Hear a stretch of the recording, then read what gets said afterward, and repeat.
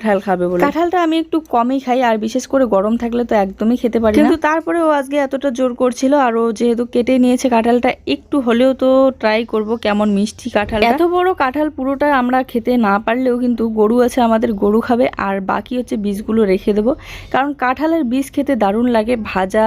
তারপর অনেকে আবার কিন্তু কাঁঠালের বীজের ডালও খায়, আবার এই কাঁঠালের বীজ কচুরলতিতে অ্যাড করে খাওয়া যায়, প্যালকাতে অ্যাড করে খাওয়া যায়, দারুণ লাগে। শ্বশুর বাবা গিয়েছিল ধান ভাঙাতে, ধান ভাঙিয়ে নিয়ে এসেছে।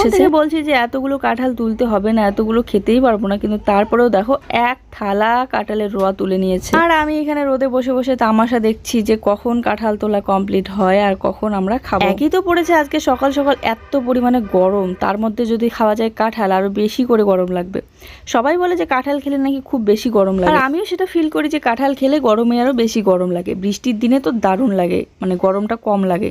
ওয়াও, কাঁঠালটা মিষ্টি ছিল, কিন্তু কাঁঠালের রোয়া যত ছোট ছোট হয় আর হলুদ হলুদ হয় ততই কিন্তু মিষ্টিটা বেশি থাকে।